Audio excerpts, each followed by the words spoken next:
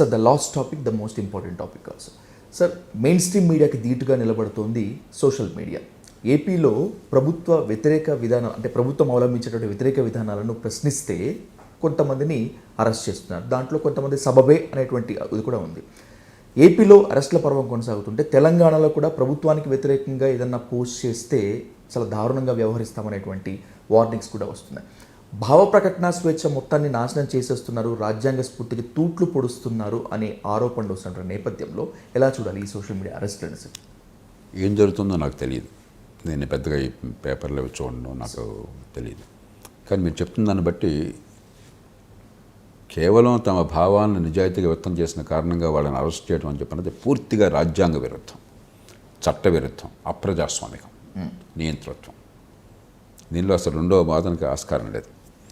హేతుబద్ధమైన విమర్శ మీకు ఇష్టం లేకపోవచ్చు, వాళ్ళు చెప్పింది వాస్తవం కాకపోతే, లేకపోతే వాళ్ళు చెప్పేదాన్ని కనుక వాళ్ళ లాజిక్ పొరపాటు అయితే మీరు దానికి సవరించే అధికారం మీకు ఉన్నది. అంతేగాని మీరు అధికారంలో కాబట్టి మీకు బాగా ఓదాలి, మీరు చెప్పిన మాటగా తల వగ్గాలి, లేకపోతే జైల్లో పెడతాము లేకపోతే కొడతాము అని చెప్పి అన్నది ఏ రకంగానూ కూడా ప్రజాస్వామ్య సమాజంలో మనం దాన్ని సహించలేము, సహించకూడదు. అక్కడ ఇంకో రెండో ఒక ఇఫ్ అండ్ బట్స్ లేవు.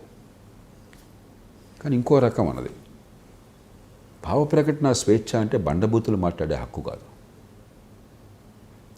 హింసకు పాల్పడే హక్కు కాదు, హింసను ప్రేరేపించే హక్కు కాదు, ద్వేషాన్ని ప్రేరేపించే హక్కు కాదు. ఇప్పుడు సోషల్ మీడియాలో చూస్తే నేను చాలా అరుదుగా సోషల్ మీడియాలో ఏదైనా పోస్టులు పెడతాను, ట్విట్టర్లో చాలా అరుదుగా. నా అంత తక్కువ పెట్టేవాళ్ళు ప్రపంచంలో చాలా తక్కువ మంది ఉంటారు. 1 మిలియన్ ఫాలోవర్స్ ఉన్నా కూడా నేను నోట్లో వెళ్ళిపెట్టను, అవసరం ఉంటేనే, అక్కడ నా భావం ప్రకటించే అవకాశం ఉంటేనే. 190 మంది నేను చెప్పింది ఇష్టం ఉన్నా లేకున్నా కూడా సీరియస్గానే పట్టించాను. ఎందుకంటే 40 ఏళ్ళ నుంచి ప్రజాజీవనంలో నా భావజాలం కానీ లేకపోతే ఆ తీరు కానీ అందరికీ తెలుసు. కానీ కొందరు పొరపాటును చూస్తే ఎంత అసహ్యమైన పదజాలం. అలాంటి వాళ్ళని అసలు దాన్ని పట్టించుకోం. ఎందుకంటే నేను అసలు పూర్తిగా దోషణ భూషణ తిరస్కారాలని పక్కన పెట్టేశాను. గౌతమ బుద్ధుడు ఆ మాట చెప్పాడు, ఎవరో తిడుతున్నారు స్వామి ఏమన్నా చెప్పన్నట్టు, బుద్ధుడితో శిష్యుడు ఎవరో చెప్పారట. ఆయన నవ్వేశారట. ఏమంటే తిడుతున్నారంటే నవ్వుతున్నారంటే అని చెప్పంటే, నువ్వు నాకు బహుమానం ఇచ్చావనుకో, నేను తీసుకోలేదు అనుకో, ఎవరో చెందుతున్నానట, నాకే చెందుతున్నానట. ఈ తిట్లు కూడా నేను తీసుకోవట్లేదా అన్నట్టు ఆయన. నేను ఎప్పుడో దానికి వచ్చేసాను. Okay sir. కానీ భావస్వాతంత్రం పేరుతో ఇతరుల జీవితాన్ని నాశనం చేసే హక్కు మీకు లేదు, ఇతరుల బండబూతులు పెట్టే హక్కు లేదు, ఇతరుల జీవితంలోకి తొంగి చూసి, వాళ్ళ వ్యక్తిగతమైనటువంటి జీవితంలోకి తొంగి చూసి వాళ్ళ ప్రైవసీని దెబ్బతీసే హక్కు మీకు లేదు. కొన్ని దేశాల్లో భయంకరమైన దుర్ఘటనలు జరుగుతున్నాయి వాళ్ళు వేదన సాధించడం. అలాంటి సందర్భాల్లో ఖచ్చితంగా వాళ్ళ మీద కఠినమైన చర్యలు ఉండాలి. అది చట్టం ఆ స్వేచ్ఛను ఇవ్వాల. ప్రతి స్వేచ్ఛకే పరిమితులు ఉన్నాయి. ఆ పరిమితి దాటినట్టయితే తప్పనిసరిగా చట్టం పట్టించుకోవాలి. కానీ విమర్శించారన్న కారణంగా, ఉన్న ప్రభుత్వాన్ని వ్యతిరేకించారన్న కారణంగా, విధానాన్ని కాదని చెప్పన్నారన్న కారణంగా మీరు జైలులో పెట్ట మొదలెడితే ప్రజాస్వామ్యం కాగలదు. సార్ ఇప్పుడు టోటల్గా రాజకీయాలైనా లేకపోతే రాజకీయ బేస్ చేసుకొని భవిష్యత్తు నిర్మించుకోవాలంటే కూడా 2 తెలుగు రాష్ట్రాల ప్రజలు ఒక డైమెన్షన్ మోడ్లో ఉన్నారు. ఎలా ఆలోచించుకోవాలంటే what do you suggest sir? అంటే రాజకీయాలను బేస్గా చేసుకుని జీవితం మలుచుకోవాలని చెప్పన్నట్టయితే, నేను ఈ దేశంలో యువతని రాజకీయంలోకి పిలిచిందే నేను. Exactly sir. అవును. మధ్యతరగతిని ప్రోత్సహించి నేను రాజకీయాన్ని తిరస్కరించుకోకండి, రాజకీయాన్ని పట్టించుకోకపోతే మీకు పడే శిక్ష దుర్మార్గుల దుష్పరిపాలన అనుభవించడం, కాబట్టి పట్టించుకోండి అని అన్నదే నేను. దానికోసం ఒక పార్టీని ఏర్పాటు చేసిందే నేను. చిత్తశుద్ధితో ఎలా నడవాలో ఒక రాజకీయ పార్టీ మంచి ప్రజాస్వామ్యంలో ఆ ప్రయత్నం చేసిందే నేను. కానీ దురదృష్టం కొద్ది ఏంటంటే ఇవాళ రాజకీయాన్ని పునాదిగా చేసుకుని నిజాయితీగా ప్రజల మనసుల్లోకి వెళ్ళే అవకాశం ఈవేళ తెలుగు రాష్ట్రాల్లో లేదు. ఈ మాట చాలా వేదనతో చెప్తున్నాను, చాలా లోతైన ఆలోచనతో చెప్తున్నాను, పైపైన కాదు సార్. నేను రాజకీయాన్ని ఎప్పుడు తిట్టినవాడిని కాదు. కొంతమంది తొందరపడి రాజకీయాన్ని అవాకులు చౌకలు మాట్లాడి తిడుతూ ఉంటే, రాజకీయం పవిత్ర వ్యాసంగం అని చెప్పి నానాడు ఈనాడు చెప్పినవాడిని చెప్తున్నవాడిని నేను. నిజమైన రాజకీయం పవిత్ర వ్యాసంగం, దానివల్ల గౌరవించాలి, అలాంటి రాజకీయాన్ని తీసుకురావాలి. అంతేగాని రాజకీయాన్ని తిడుతూ కూర్చుంటే పరిష్కారం కాదు. కానీ ఈవేళ ఎమ్మెల్యే కావాలంటే 30-40 కోట్లు ఖర్చు పెట్టకపోతే అసలు మీకు ఛాన్సే లేదనే పరిస్థితి తెలుగు రాష్ట్రాలు 2 రాష్ట్రాల్లో ఉన్నది. ఇది కాదంటే నేను సంతోషిస్తాను. మీరు కానీ ఇంకొకటి లేదండి మీరు చెప్పేది అబద్ధము, నిజాయితీగా చట్టం చెప్పిన 28 లక్షల రూపాయలు ఎంతో ఉంది దాని లోపల ఖర్చు పెడితే అలాంటి వాళ్ళకి సీటు వస్తుంది, అలాంటి వాళ్ళు నెగ్గే అవకాశం ఉంది సమర్థులైతే అని చెప్పానంటే నేను సంతోషిస్తాను. అది నిజమా కాదు మీకు తెలుసు, నాకు తెలుసు, ప్రేక్షకులకు తెలుసు. Exactly sir.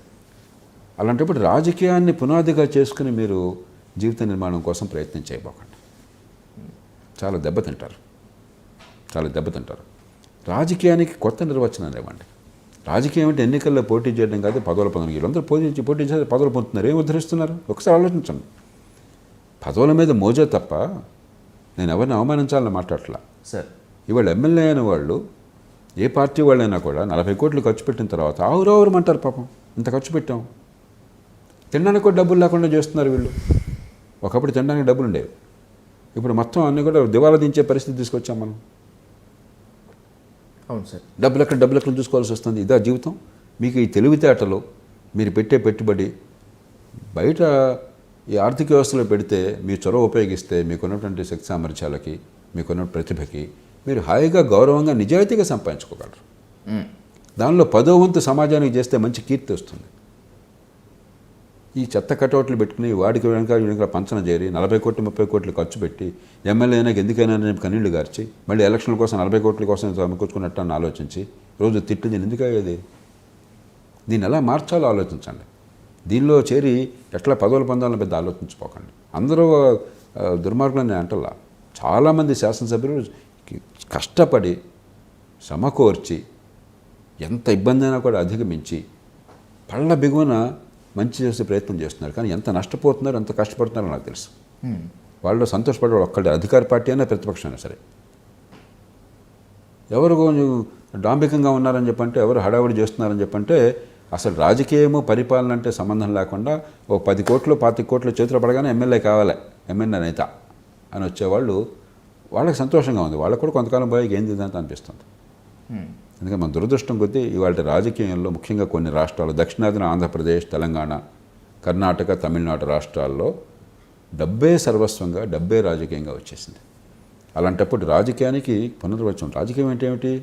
మన పన్నుల డబ్బుతో మనం వాళ్ళని కూర్చోబెడితే, మనం ఓటేసి కూర్చోబెడితే మన ఉమ్మడి సేవలు అందాలి. మన పన్నుల డబ్బు ఏమవుతుంది? మనకి ఎలాంటి విధానాలు రూపొందిస్తున్నారు, ఎలాంటి సేవలు చేస్తున్నారు, ఎలాంటి మార్పులు చేర్పులు కావాలి, ఎక్కడికక్కడ మనం పౌరులుగా బాధ్యత తీసుకుని ఏ మేరకు దాన్ని మెరుగు చేయగలం, దాని మీద దృష్టి పెట్టండి. అది రాజకీయం.